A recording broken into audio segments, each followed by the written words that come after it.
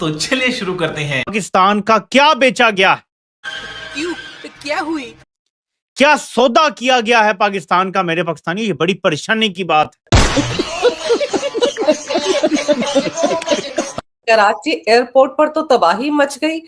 Consignment आया था weapons का अमेरिका से और सुना है ईरान ने ड्रोन हमला करके सारा कुछ तबाह कर दिया। मजा आया। ये भी प्रेडिक्ट किया था कि हमला करेंगे। हाँ, ये वो कर सकता है अटैक। हाँ, और अटैक की पूरी तैयारी थी। बिल्कुल।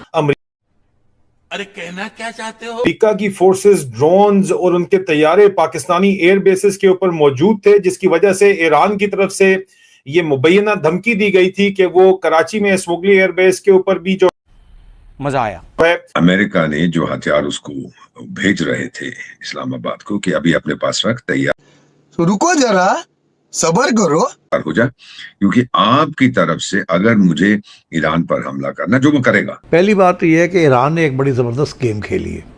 जैसे अमेरिका ने ये गेम खेली ना, पाकिस्तान इजीएस्ट टारगेट है और पाकिस्तानी दोनों तरफ खेलते हैं। पाकिस्तान के जर्नैल, इन जर्नैलों का जो माइंडसेट है वो कहते हैं कि आ जाओ, फंसाओ, हम बताएंगे ईरान को कि किधर अटैक करना है। जब अटैक हो जाएगा तो यूएस मजीद फोर्सेस अंदर भेजेगा। पाकिस्तान कि अगर ग्रीनलैंड के मामले में आपने मुझे टक्कर देने का सोचा भी तो मैं आप सब पे 25% टैरिफ लगा दूंगा, सब पे एक्स्ट्रा टैरिफ लग जाएगा। 7 टाइम्स टैरिफ की बात कर रहा है। सो ऐसा बंदा जो ना दोस्त, मैं फिर उस पॉइंट को एस्टेब्लिश कर रहा हूं, ना दोस्त अरब ममालिक का मान रख रहा है, ना यूरोपीय ममालिक का मान रख रहा है। फिर हमने ऐसा क्या सौदा बेच दिया है? पाकिस्तान के कौन से मफादात बेच दिए हैं? क्या पाकिस्तान का एटमी निजाम बेच दिया है? क्या हमने ऐसा बेच दिया है कि ट्रंप कहता है ये मेरा फेवरेट मील मार्शल है, लेकिन यूरोप से भी लड़ने के लिए तैयार है, अरब ममालिक की भी तारीफ करने के लिए तैयार नहीं है, किसी से मुंह लगाने के लिए तैयार नहीं है, मोदी तक को रुसवा कर रहा है। सोचें कि क्या किया गया होगा। Because there are no free lunches. Trump एक बिजनेसमैन है और अमेरिका तो वैसे भी दोस्ती नहीं करता, अमेरिका सिर्फ मफादात देखता है। ये बड़ी खतरनाक चीजें हैं। काश हम लोग ये समझ सकें और गहराई में जा सकें। और इस एंगल से कोई भी बात नहीं कर रहा, हम बस सतही सी बात करके कोई वीडियो हो गई देख के बस अपने खाना खा के पेट पे हाथ मार के सो जाते हैं। बहुत बड़ा पाकिस्तान का नुकसान कर दिया गया है, तब ये तारीफें हुई हैं।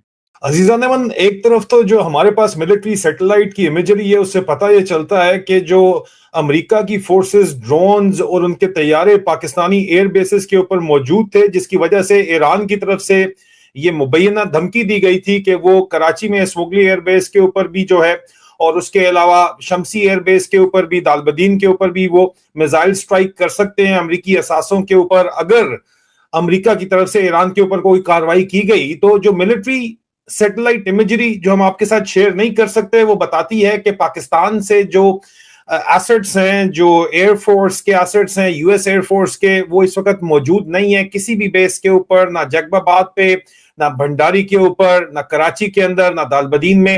अमेरिकन एसेट्स वहां से मूव कर गए एक तरफ तो, और दूसरी तरफ जो है वो बाकायदा तौर के ऊपर कल रात जो अटैक होने वाला था उसकी तफसीलात हमारे पास मौजूद है, वो क्यों नहीं हुआ, लेकिन खबर ये चलाई जा रही है और इस वक्त तक कंफर्म हो चुकी है कि पेंटागन ने अपना carrier strike group middle east की तरफ मूव किया है। लेकिन इससे बड़ी खबर यह है कि ये जो कैरियर स्ट्राइक ग्रुप है ये कहां से मूव किया है और क्यों मूव किया है, ये असल खबर है जिसके ऊपर कोई नजर नहीं रख रहा। और पाकिस्तान के ऊपर जो है वो वीजा बैन लगा दिया गया है। हालांकि पाकिस्तान सदर ट्रंप को नोबेल पीस प्राइज देना चाहता था, लेकिन हिंदुस्तान के ऊपर बैन नहीं लगाया गया है। ये अहम खबर है। सर, कराची एयरपोर्ट पर तो तबाही मच गई। कंसाइनमेंट आया था वेपन्स का अमेरिका से और सुना है ईरान। थोड़ा सा बैकग्राउंड इसका समझते हैं। वो जो एक खेती मार्शल है ना जिहादिस्तान का, जो खेती करता है, फील्ड में काम करता है, जो मार्शल, पिंजरे वाली मुनिया, तो वो अमेरिका गया था एटसेट्रा। उस समय ट्रंप ने उससे, अब जो सामने आ रही है खबर, उससे कहा था कि देख टाइगर, ये रेयर शेयर सब बकवास है, तेरे पास कुछ नहीं है। वो लेके तो गया था अपने साथ में दिखाने के लिए, देखो जी मैं दुकानदार हूं, मैं सेल्समैन हूं। उसने कहा ये चीज है कि हमने ईरान को ठोकना है। अब जो क्या है, इजराइल अपने बॉम्बर्स यूज करेगा जो मैंने दिए, मैं हथियार यूज करूंगा और आप अपने सिपाही भेजो मरने के लिए। तो उसने कहा कि जनाब क्या फर्क पड़ता है, मेरे 10,000 मर जाएंगे, हमारी औरतें 5 करोड़ और पैदा कर देंगे, दिक्कत क्या, हम तो पैदा होते हैं मरने के लिए, जिहाद के लिए। Very good.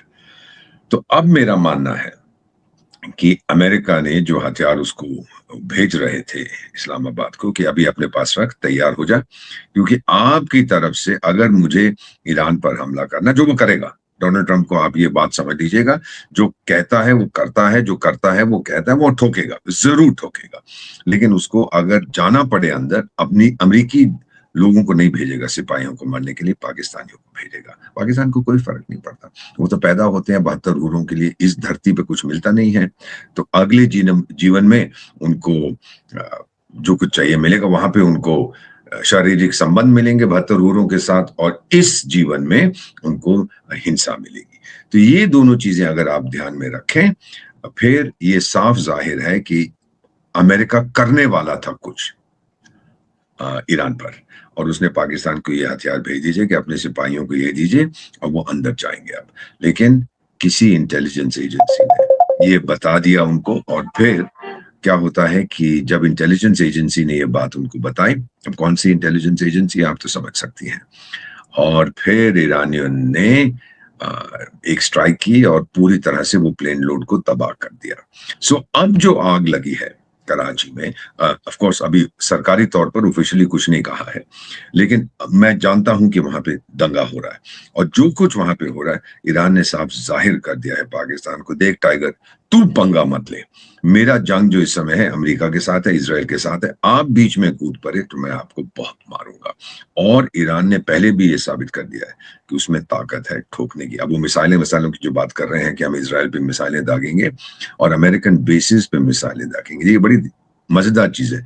अमेरिकन बेसिस जो मिडिल ईस्ट में, उनको हम ठोकेंगे, अमेरिकन बेस तो एक पाकिस्तान में भी है, उसको भी ठोकेंगे। तो ये घबराया हुआ है इस समय पाकिस्तान, और ये जो वेपन हथियार आ रहे थे, ये तैयारी में थे कि हम आपको सोफिस्टिकेटेड वेपन्स दे रहे हैं, अब आपको अंदर जाना है और अपना वादा निभाओ कि आपको कोई फर्क नहीं पड़ता ईरान कितने आपके सिपाहियों को मार दे, वो तो सब सीधे जाएंगे जन्नत में, जहां उनकी हुरे इंतजार करेंगे। ये वो गधे नहीं समझते कि आपको जन्नत में वो 72 मिलती हैं अगर आप किसी काफिर को मारें।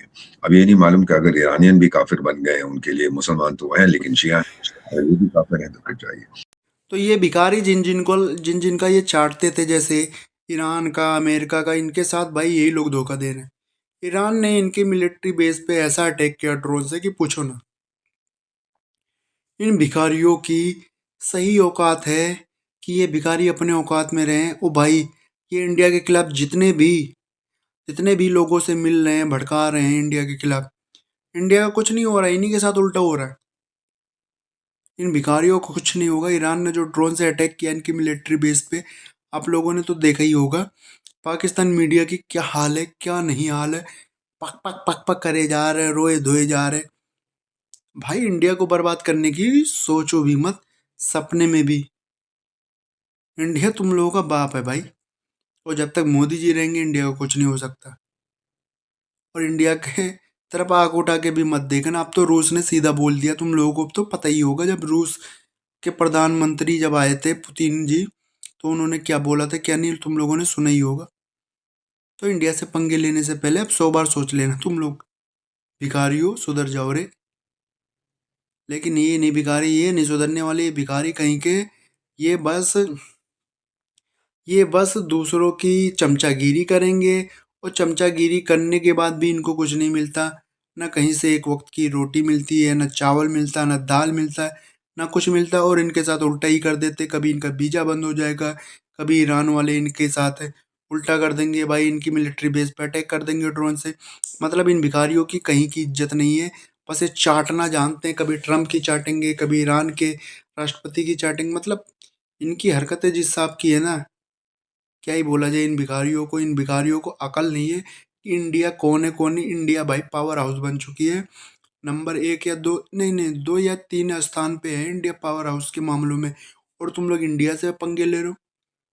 इंडिया की इकोनॉमी देख लो भाई, अपने औकात अनुसार रहा करो यार। तुम लोग औकात के हिसाब से चलते ही नहीं हो, औकात से बाहर चले जाते हो। रे भिखारियों, सुधर जाओ, बंगलो सुधर जाओ भाई।